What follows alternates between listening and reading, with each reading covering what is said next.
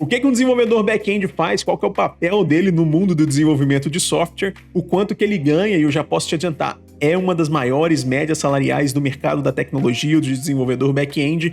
E qual que é o roadmap de estudos? Ou seja, o que você precisa estudar para ser um desenvolvedor back-end em 2023? Então, se você está com esse sonho, está com esse planejamento, eu vou te mostrar tudo que você precisa estudar nesse vídeo. Fica comigo até o final. Primeiro, muito prazer, eu sou o Gabriel Rangel, aqui do Fala Coders, e estou nesse vídeo aqui justamente para te trazer uma luz, vamos dizer assim, para não cometer os mesmos erros que cometi no começo da minha carreira, que era ficar perdido, né, sem saber o que estudar, quais tecnologias me dedicar e também entender um pouco mais do conceito do desenvolvimento de software. Eu não entendia muito bem o que era uma API, o que um back-end fazia e acaba que eu ficava muito perdido no contexto porque eu comecei pelo mobile, então tinha muita confusão mental, não sei se você se sente assim também.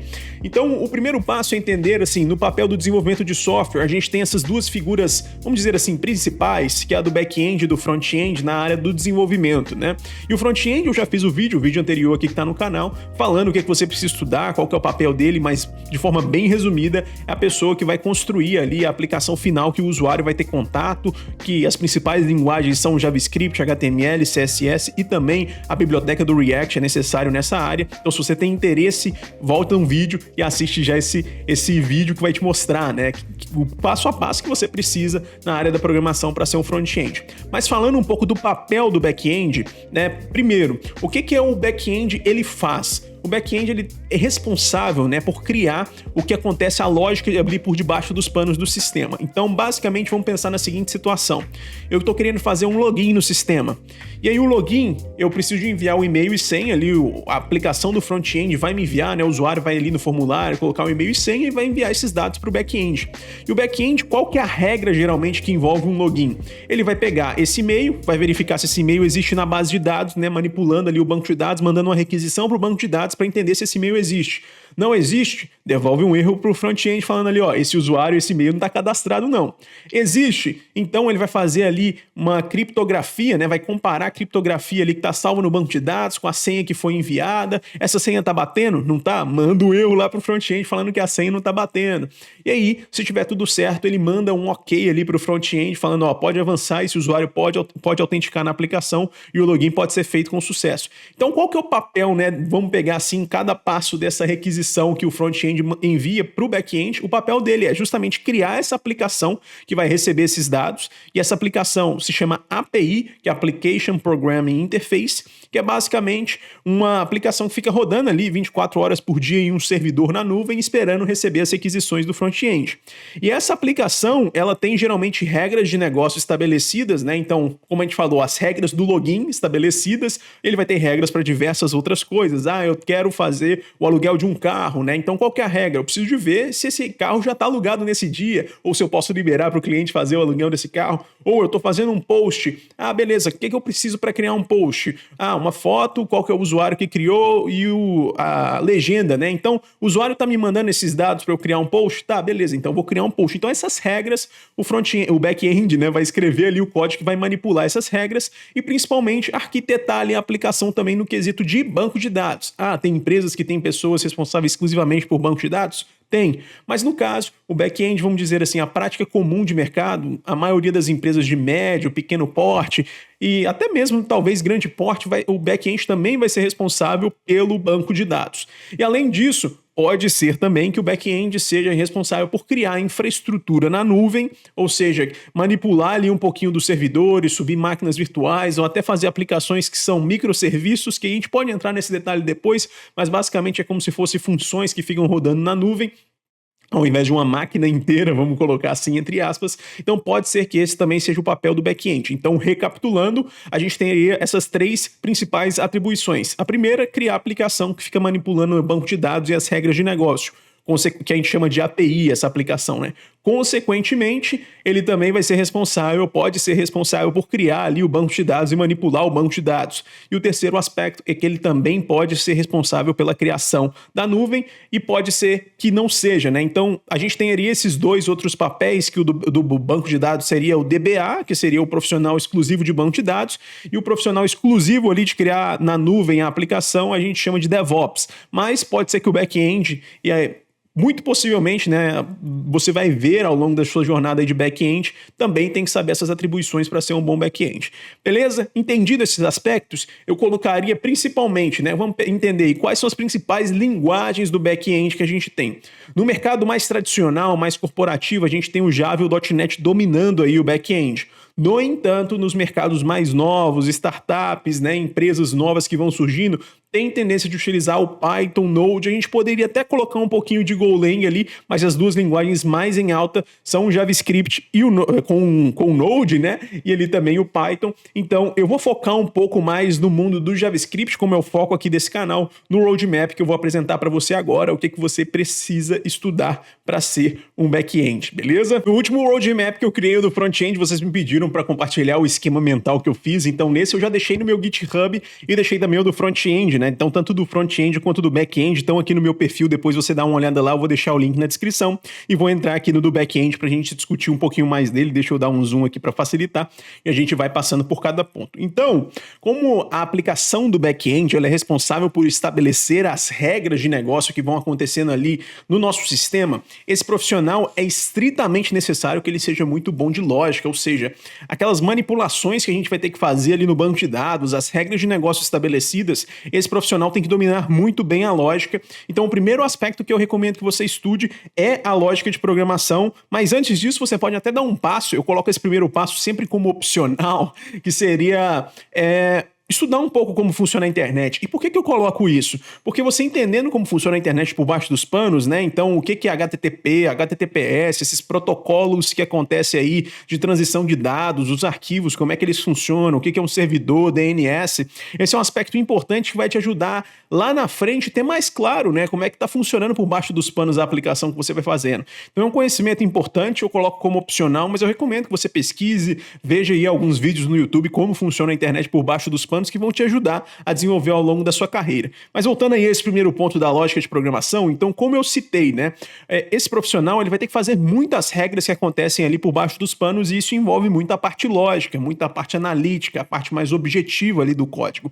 Então, eu recomendo que você estude lógica de programação, fazendo aí exercícios, pseudocódigos e uma boa estratégia de estudos é você utilizar o Portugal para fazer esses pseudocódigos, essas resoluções de problemas. E aí, por exemplo, você pode estudar variáveis, comandos de entrada, comandos de saída, operadores aritméticos, né, que é basicamente você fazer ali operações matemáticas. Você não vai... Aí entra um grande mito da programação, é que você tem que ser bom de matemática. Não.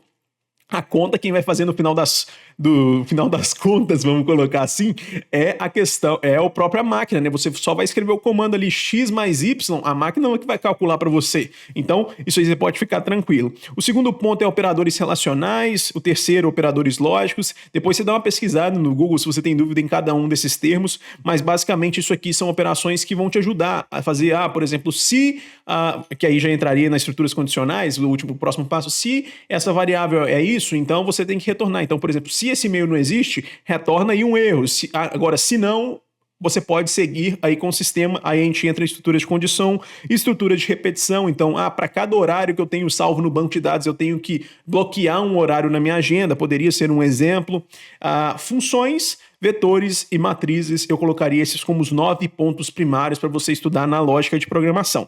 Depois disso, a gente vai para o JavaScript, né? Como eu falei, é uma das principais linguagens hoje em termos de requisitos das vagas de back-end que utilizam o Node.js, a gente vai entrar ali lá na frente, mas é uma das principais linguagens em alta da programação para você entrar em 2023 ou quando você está assistindo esse vídeo. Então, você aprendendo sintaxe variáveis, comando de entrada e comando de saída, eu recomendo, né? Instala o VS Code, tem aqui no canal também, né? Como você rodar o seu primeiro código aí no Windows, instala o Node, instala o VS Code, coloca lá um console log Hello World ou lá Mundo, né? Que é aquele geralmente o primeiro código que a gente faz. Então aprende aí sintaxe variáveis, comando de entrada e comando de saída. Aí eu coloco essa biblioteca do Prompt Sync, porque se você quiser inserir um dado, ela facilita muito ao invés de você fazer o prompt na mão. Depois disso, operadores matemáticos, da mesma forma, operadores de comparação, que você coloca ali, por exemplo, o sinal, aquela setinha para cima, você coloca igual para comparar ali as variáveis, operadores lógicos, que é o e, ou, que aí tem aquela tabela de verdade, é muito importante você aprender, as estruturas de condição, que é como que eu coloquei o famoso if-else, é claro que tem outros, como por exemplo o switch, estruturas, agora funções, Objetos é um assunto muito importante no JavaScript, arrays, a interação com arrays, né? Como é que você manipula listas de dados, métodos de cada variável. Então, por exemplo, você tem o string, você tem o split lá dentro, você tem o number fazendo parse para o string, tem vários métodos dentro de cada tipo do JavaScript que é importante você estudar. Datas também, manipulação de datas, é o cão chupando manga com o JavaScript. Existem bibliotecas, como por exemplo DateFNS, que é uma das mais famosas, você pode utilizar ela. E por fim, promises, que aí é o conceito de promises, assim que é o Age, que é já um conceito um pouco mais avançado. E aí eu entro com um tópico aqui de extra, né, que é o NPM e o Yarn, que é basicamente os pacotes, os instaladores de pacotes, de dependências, né, que você vai precisar ao longo da sua jornada instalar pacotes para te ajudar a desenvolver de uma maneira mais fácil a sua solução. Então, como eu falei, o DateFNS é um pacote para te ajudar a manipular datas melhor. Então, dá uma olhada em NPM e Yarn. Depois disso, a gente tem um tópico também muito importante, que é o Git e o GitHub. O que é Git? Basicamente é uma ferramenta que vai te ajudar a fazer diferentes versões do seu código e ir salvando o histórico. De uma forma bem resumida, pensa o seguinte, né? Você tem aí o YouTube em produção, você tem o Facebook em produção, o Instagram em produção, é um código final que você está utilizando. Mas daqui uma semana vai surgir uma funcionalidade nova nessas ferramentas, ou seja, tem um programador ou uma equipe de programadores, né, utilizando o código que está atual em produção, mas eles já colocaram esse código em produção e estão criando novos códigos. Ou pode ser que tenha um outro programador que também tem uma outra versão do código, resolvendo um bug, e depois junta esses códigos todos e coloca em produção. Ou seja, esse processo a gente chama de versionamento de código, que ajuda, né, a manter um histórico das modificações, ajuda a você criar diferentes ramificações para várias pessoas poderem trabalhar ao mesmo tempo e depois juntar o código todo. E esse processo, quem faz é o Git, que é a ferramenta, e o GitHub é o principal provedor na nuvem desse serviço, como se fosse aí um Google Drive para você estar colocando os seus códigos e ir salvando esse histórico de alteração. Então, os principais pontos que você precisa entender dentro do Git, né? Como você inicializa um repositório no Git, como você checa o status ali de o que foi feito, né? Quais modificações estão sendo, quais arquivos foram modificados. Também adicionar um arquivo para stage area, ou seja, você quer adicionar um conjunto de arquivos para eles depois serem salvos ali, criar um ponto, um focal ali no histórico do projeto. Aí que acontece o git add, o git commit. Você entender esse git flow, ele é muito importante, então recomendo você estudar muito Git e GitHub. É claro, existem aplicações gráficas, né, que fazem tudo isso para você. Por exemplo, tem o GitHub Desktop, que te ajuda a manipular o Git. Eu gosto muito de utilizar uma que chama GitKraken, facilita muito a vida. Mas é importante também você saber fazer as manipulações de Git via terminal. E aí vão entrar outros aspectos, né? O Gitlog para você ver o histórico, o Gitdiff para você ver as modificações que foram feitas, remover arquivos, renomear arquivos, alterar commits, fazer o clean ali, reverter, ignorar alguns arquivos para não subir no Git ou adicionar ali no histórico de Git, o que são branches, né, que são justamente essas diferentes versões. Todos esses conceitos são muito importantes. E depois disso, um dos aspectos mais importantes aí do back-end, né, como eu citei, é a questão de você saber manipular bem um banco de dados, saber construir um banco de dados, e por isso existe o SQL, que é a principal linguagem hoje no aspecto de bancos de dados relacionais que você precisa saber, né, para fazer essa manipulação dos bancos. Então, criação e exclusão de um banco de dados, as tabelas ali. Pensa no aspecto de banco de dados como se fosse um Excel, né? A gente trabalha com tabelas, relacionamento entre essas tabelas, colunas, e cada linha é como se fosse um dado salvo. De maneira assim bem visual, seria algo parecido com isso. A gente tem as principais tecnologias de banco de dados, né? Se a gente for utilizar Java, geralmente se usa Oracle, o Microsoft tem o Microsoft SQL Server, né? Mas hoje em dia a gente usa muito MySQL, Postgres, no JavaScript muito mais com Postgres, então eu recomendo você estudar SQL com Postgres nesse caso. E aí você também tem os tipos de dados, criação de uma tabela, manipulação das colunas da tabela, inserção de dados, buscar os dados, as buscas condicionais com wheres, operadores lógicos, a gente também vai ter tabela verdade, operadores de comparação, matemáticos, como você atualiza um dado, faz o update ali no banco de dados, a deleção, constraints, o que é uma primary key, não pode salvar como nulo, né, not null, você também fazer uma foreign key, tudo isso é muito importante, e aí entra numa parte do relacionamento entre tabelas. Então estuda muito bem o SQL, é muito importante, e aí eu coloco aqui uma observação, o Docker. Basicamente, o que é o Docker? Ele é uma ferramenta que você instala na sua máquina e ele cria containers, que é como se fossem ambientes isolados ali para você, pode ser colocar o seu projeto todo ou, por exemplo, a principal aplicabilidade que eu vou colocar nesse caso é você pegar uma imagem de um banco de dados e criar um banco de dados localmente ali sem ter que instalar, fazer várias configurações. Então, um Docker cria um ambiente isolado ali para você. Então, se você usa o Docker, por exemplo, com o Postgres, fica muito mais fácil para você ter o banco de dados rodando aí localmente e depois colocar ele na nuvem também, beleza? E aí entra um aspecto aqui também que quando você cria o banco de dados, você precisa de uma aplicação gráfica, né, para poder ver melhor os dados que tá ali. Eu gosto muito do PG Admin, então eu coloquei essa recomendação do PG Admin para você estar manipulando e visualizando os dados ali de uma maneira com a interface gráfica, beleza? E aí, depois disso tudo, a gente vai criar as APIs com o Node.js. E o Node.js justamente ele ajuda você a criar um servidorzinho ali para criar essa API, que é essa Application Programming Interface, que é a principal aplicação que um back-end faz para receber os dados, tratar e depois colocar eles no banco de dados, retornar ali também para o usuário, e pode ser que a API tenha que se comunicar com outras APIs na nuvem. Então, por exemplo, eu estou recebendo uma imagem e preciso salvar essa imagem em outro lugar. Aí você pode utilizar um serviço externo que você vai mandar essa imagem para outro lugar para ela ser salva e retornar no final das contas. Só um exemplo aqui hipotético, né? Então, essa API pode ter que se comunicar com outros serviços, outras APIs também. E aí você pode criar com o Node.js puro as requisições e tratar ali as respostas, ou pode estar utilizando o Express, que é justamente um pacote que simplifica muito o desenvolvimento. Eu faria pelo menos uma API aí de forma pura, se eu fosse você, só para curiosidade mesmo, e depois começaria a utilizar o Express, que é o que o mercado mais utiliza no aspecto comercial. E aí, como as questões da API com Express? Configurações básicas, você saber as diferentes rotas, né? Então, por exemplo, como uma API funciona? Eu tenho uma URL que funciona aquele servidor, então vamos colocar aqui api.7apps, que é a minha empresa, .tech, /users. Então, essa rota, ela significa que ela é uma rota para tratar usuários. E aí, dentro dessa rota, eu posso ter diferentes métodos. E eu tenho os 3 principais métodos que a gente tem quando a gente está utilizando uma API. É claro que existem mais métodos, mas a gente tem o POST, que é o que faz.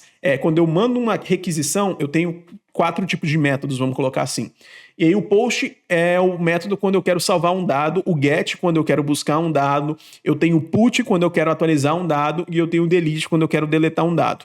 E esses 4 em conjuntos fazem o processo que a gente chama de CRUD, que é basicamente todas as manipulações básicas que a gente faz com um dado ou com uma entidade. Então, a gente tem as rotas e aí a gente tem os elementos da requisição, que é como eu falei, o body, o header, e a gente também vai ter o query e o método, como eu falei, get, put, delete, post.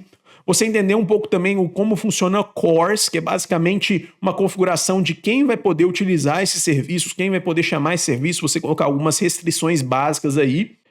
Depois disso, também poder receber o body em JSON, precisa fazer uma configuração. Você entender como funciona um middleware, que é basicamente um interceptador de requisições, vamos colocar assim. Nodemon, que é basicamente uma biblioteca para você não ter que ficar reinicializando o servidor a cada modificação, ele faz essa reinicialização automática. E o Multer, ele te ajuda a fazer algumas configurações para você receber arquivos via requisição. Para você testar a sua API, tem como você fazer via terminal, mas eu recomendo você utilizar uma aplicação de interface gráfica. A gente tem o Insomnia e o Postman, que são os 2 mais utilizados aí no mercado.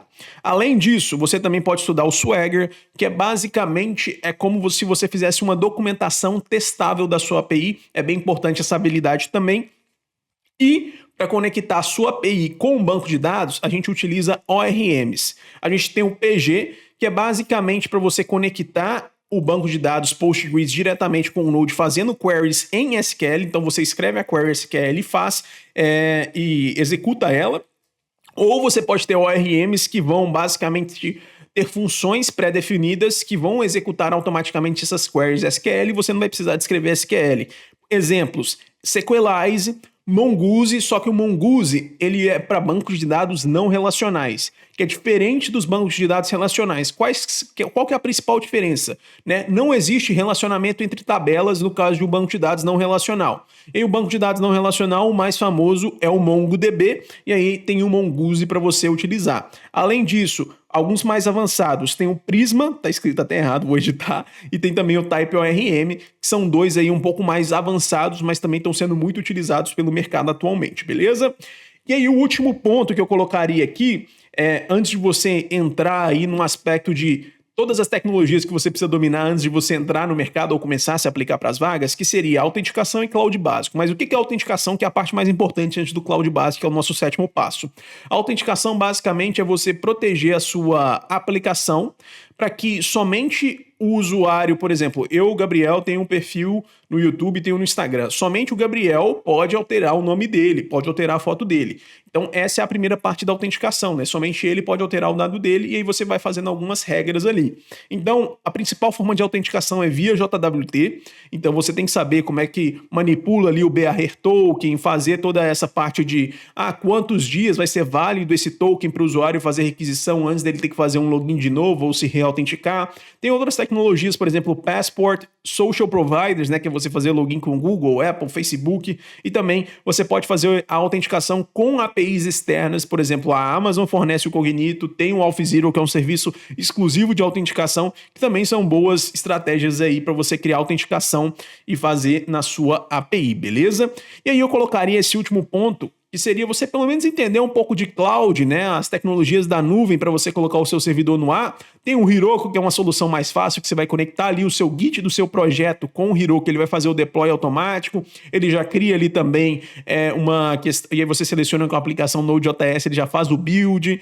Tem também você pagar ali baratinho por um banco de dados, é uma boa estratégia para você começar e fazer sem ter que configurar na mão a máquina virtual. Agora, se você quer configurar na mão mesmo, criar uma máquina do zero, colocar uma máquina Linux no ar, o Amazon EC2 é muito interessante, e aí você vai precisar de algumas ferramentas como o PM2 para deixar para sempre ali a sua aplicação Node rodando, independente se a máquina reiniciar junto, e também o Ninjux para fazer um redirecionamento interno ali de portas. É bom também você aprender pelo menos um dos provedores de você colocar imagens ou arquivos na nuvem, e o Amazon S3 é um dos serviços mais utilizados, e você dominando até aqui, você já pode, por exemplo, começar a se aplicar para vagas de júnior. Pode começar antes disso? Pode, mas geralmente a maioria das vagas vai te pedir até aqui. Eu sei que é muita coisa, eu colocaria que você estudando aí umas 2, 3 horas por dia. Com 6 meses, dá para pegar pelo menos o básico de cada um desses assuntos, dá. Com um ano você vai praticamente dominar tudo até aqui, pelo menos de uma maneira um pouco mais precisa. Eu colocaria aqui para dominar tudo aqui com excelência 2 anos, que é quando você vai estar chegando ali a pleno, e já também podendo avançar para tópicos mais avançados, beleza? E aí eu coloquei outras habilidades recomendadas aqui. Cron, que é basicamente você poder realizar rotinas dentro do seu servidor. Então, a cada 2 horas eu quero checar qual usuário pagou ou não pagou um serviço, por exemplo, né? Você tem o Redis, que é usado principalmente um tipo de banco de dados aí, não relacional também, para você utilizar para cache e outras estratégias também. O Sentry, que é uma ferramenta de pegar bugs que acontecem no API, monitoramento, é muito interessante ela. E também aprender o GitHub Actions para fazer o deploy automatizado em uma máquina virtual, beleza? Tópicos avançados, depois quando você estiver aí com pleno, 2 anos de carreira, começar a estudar esses tópicos. TypeScript, estrutura de dados e algoritmos também é um tópico muito interessante para você criar códigos melhores, assim como programação orientados a objetos. E querendo ou não, você com o TypeScript pode estudar melhor esses 2 assuntos. Nest.js, que é um dos frameworks de Node.js, que ele é utilizado muito hoje em dia no mercado. Ele é utilizado com TypeScript, com Prisma, que eu citei lá atrás, ou com TypeORM, e as empresas estão utilizando muito ele, então é muito importante você aprender também. CI/CD, que é ferramentas para deploy automático e contínuo na nuvem, como CircleCI, tem o BuddyWorks também, que são interessantes. Como você fazer testes unitários, que é o código que você testa o seu código, e aí tem Jest, tem Mocha, que são 2 ferramentas mais utilizadas, mas principalmente o Jest. GraphQL, que é uma outra maneira de, em vez de utilizar os protocolos HTTP, HTTPS para você fazer as requisições, você fazer de uma maneira diferente. Socket.io, que é basicamente dado em tempo real. RabbitMQ, que é uma das outras ferramentas também que o mercado está utilizando muito, Terraform, que é para você ajudar um pouco mais aí a construção dos ambientes na nuvem, e o Elasticsearch, que é uma tecnologia também que o mercado utiliza muito, principalmente o da Amazon. Esses são os 10 tópicos aí que eu colocaria como back-end. Novamente, né? Vai estar lá no meu GitHub. Não deixa de dar a sua estrelinha lá depois também. Eu vou ficar muito feliz. Significa que você tá te ajudando, né? E me conta aqui nos comentários em qual passo que você tá e qual que é o seu objetivo de chegar ainda esse ano. O que eu recomendo? Pega tudo que tá aqui, faz um calendário de estudo para os próximos 6 meses, né? A partir do momento que você tá agora, se você tá começando, faça para os próximos 6 meses. Se você já tá na metade do caminho, faça para os próximos meses, porque isso vai te ajudar a estudar e vai ser uma direção aí para sua carreira. Estuda pelo menos 2 horas por dia, né? Para você ir avançando nessas etapas, que eu acredito que pelo menos o básico de cada um desses pontos em 6 meses você consegue dominar. Beleza? Vamos passar agora para os salários, que eu sei que é a parte que você está bem curioso, já que eu falei que é uma das áreas que tem uma das maiores médias salariais. Tranquilo? Então vamos lá, ó. Um desenvolvedor back-end júnior, né? Como eu falei, mais ou menos 6 meses você consegue dominar pelo menos o básico de cada um desses tópicos e começar a se aplicar para as vagas.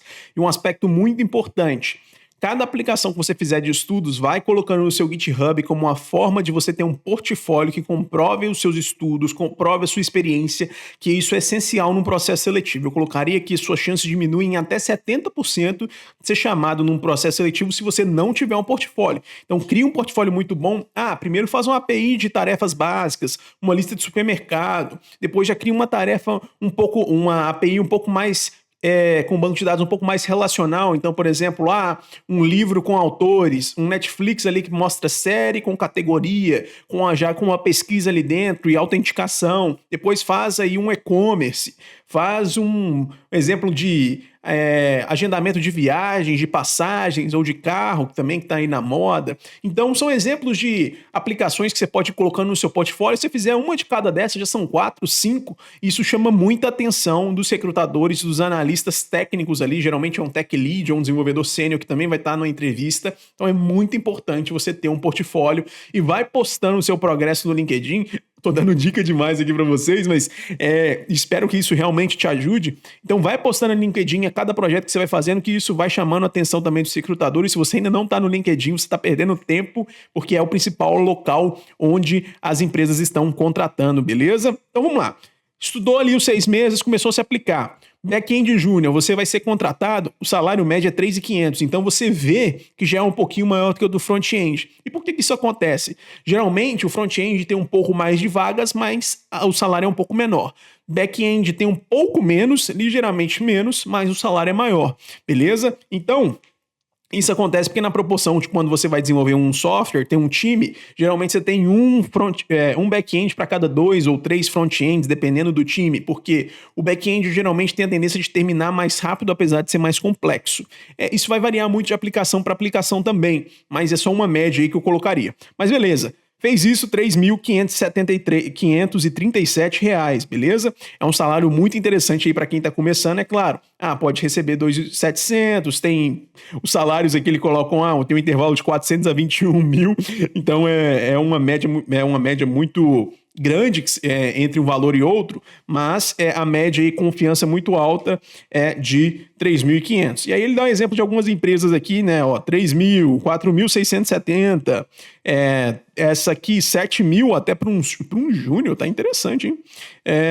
Essa aqui 3.293, então tá muito bom os salários de júnior de back-end. É claro, né? Geralmente quando você vai começar vai ser 3.500, daqui um ano ainda você é júnior, aí você vai estar chegando mais próximo desses 4.600, então os salários vão aumentando aí à medida da sua carreira. Aí você tá ali passando pro seu segundo ano de carreira, que já é um pleno, pro terceiro ano, a média é 6.600, também você vê que é um pouco maior do que a do front-end, e aí tem uma outra remuneração média aqui que ele dá de 8.300. E aí você vê algumas empresas aqui, 7, 8, e é claro que quanto mais tempo de carreira como um pleno, né, que geralmente aí vai do seu segundo até quase 4 anos de carreira, geralmente 4, até se bobear 5 anos de carreira, você vai aí nesses salários de 6, 7, 8 mil até 9 mil reais, então é um salário excelente o do desenvolvedor de back-end, beleza?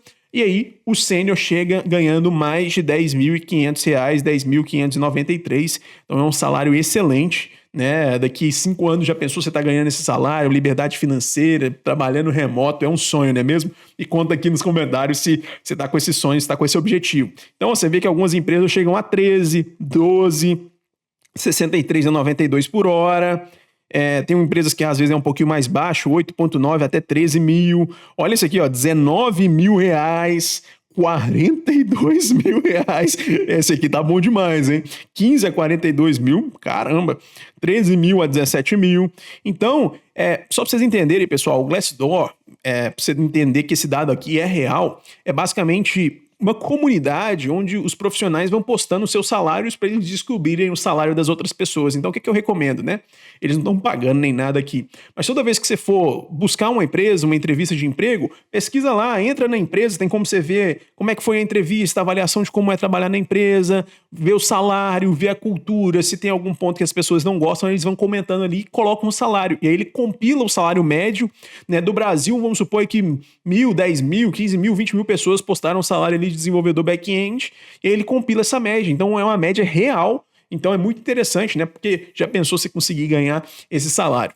Bom, esse aqui era o vídeo, né? Não se esqueça de se inscrever aqui no canal, se esse vídeo te ajudou, eu espero que realmente tenha te ajudado, porque um dos principais erros no meu começo de carreira era não saber o que estudar, então por isso a motivação desse vídeo. E se você quiser aprender justamente esse calendário de 6 meses, as tecnologias de back-end que eu te mostrei, eu tenho um curso, é o Mapa da Programação, é o primeiro link que tá aqui embaixo também, eu te espero lá. A gente tem um valor muito acessível, né, para você conseguir aí mensalmente tá junto com a gente, e eu te espero lá também. Seria uma honra ter você. Me acompanha também lá no Instagram e tem uma comunidade lá no Discord que a gente está sempre discutindo, tirando dúvidas de diversos pontos, seja de front, de back, de carreira, como configurar a máquina. Também tá o link aqui. Então, por fim, se você ainda não é inscrito nesse canal, se inscreve, deixa também o seu like. Espero aqui no próximo vídeo. Um abraço.